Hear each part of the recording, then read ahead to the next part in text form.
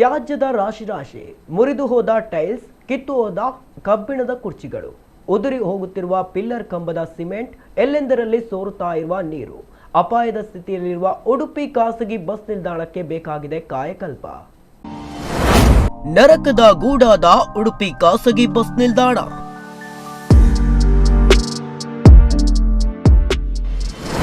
ತ್ಯಾಜ್ಯದ ರಾಶಿ, ಮುರಿದು ಹೋದ ಟೈಲ್ಸ್, ಕಿತ್ತೋದ ಕುರ್ಚಿಗಳು,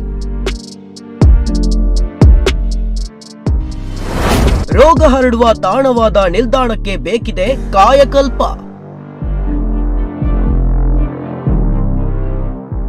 ದಿನದಿಂದ ದಿನಕ್ಕೆ ಕ್ಷಿಪ್ರಗತಿಯಲ್ಲಿ ಅಭಿವೃದ್ಧಿ ಹೊಂದುತ್ತಿರುವ ಪ್ರವಾಸೋದ್ಯಮದ ಕೇಂದ್ರವಾಗಿಯೂ ಗುರುತಿಸಿಕೊಂಡಿರುವ ಉಡುಪಿಯ ಬಸ್ಸು ನಿಲ್ದಾಣದಲ್ಲಿ ಸ್ವಚ್ಛತೆ ಮರೀಚಿಕೆಯಾಗಿದೆ. ಉಡುಪಿಯ ಹೃದಯ ಭಾಗದಲ್ಲಿರುವ ಖಾಸಗಿ ಬಸ್ಸು ತಂಗುದಾಣದ ಸಮಸ್ಯೆ ಬಗ್ಗೆ ಎಷ್ಟು ವರದಿ ಮಾಡಿದರೂ ಪ್ರಯೋಜನ ಇಲ್ಲದಂತಾಗಿದೆ.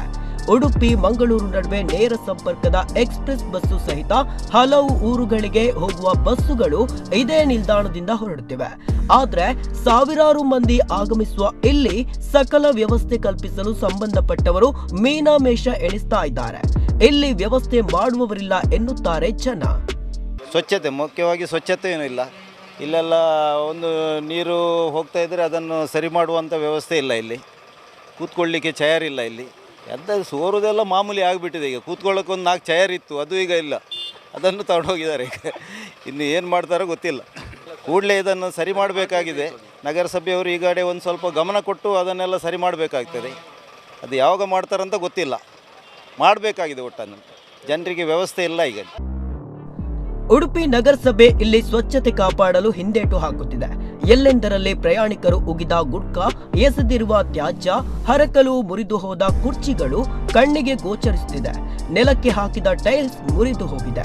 ಮಳೆಯ ನೀರು ನಿಂತು ಸೊಳ್ಳೆ ಉತ್ಪತ್ತಿ ತಾಣವಾಗಿದ್ದು ರೋಗ ಹರಡುವ ಭೀತಿಯಲ್ಲಿ ಪ್ರಯಾಣಿಕರು ಬಸ್ಸು ತಂಗುದಾಣದೊಳಗೆ ನಿಲ್ಲಬೇಕಾಗಿದೆ.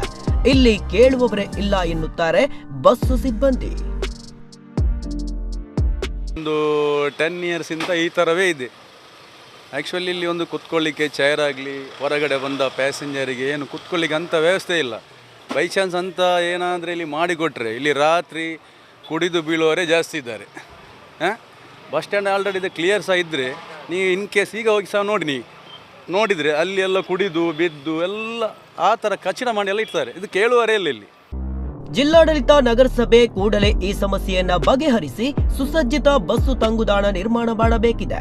ಜನರಿಗೆ ಸ್ವಚ್ಛತೆ ಬಗ್ಗೆ ಹೆಚ್ಚಿನ ಜಾಗೃತಿಯನ್ನ ಸಂಘ ಸಂಸ್ಥೆಗಳು ಮೂಡಿಸಬೇಕು ಎನ್ನುತ್ತಾರೆ ವಿದ್ಯಾರ್ಥಿನಿಯರು.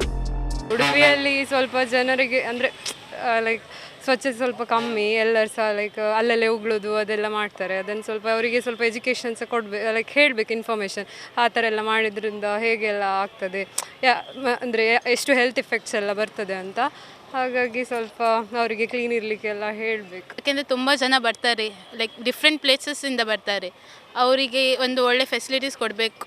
ಅದಕ್ಕೆ will be asking with the government that ಒಂದು ಒಳ್ಳೆ ಫೆಸಿಲಿಟೀಸ್ ಬರಲಿ ಅಂತ. ಉಡುಪಿ ಜಿಲ್ಲಾಡಳಿತ ಶೀಘ್ರವೇ ಇಲ್ಲಿ ಎಲ್ಲಾ ಮೂಲಭೂತ ಸೌಲಭ್ಯ ಒದಗಿಸುವುದಷ್ಟೇ ಅಲ್ಲದೆ ಪ್ರಮುಖವಾಗಿ ಸ್ವಚ್ಛತೆಗೆ ಆದ್ಯತೆ ನೀಡಬೇಕಿದೆ. ಪ್ರಮೋದ್ ಸುವರ್ಣ, ನಮ್ಮ ಕುಡ್ಲ 24/7 ಉಡುಪಿ.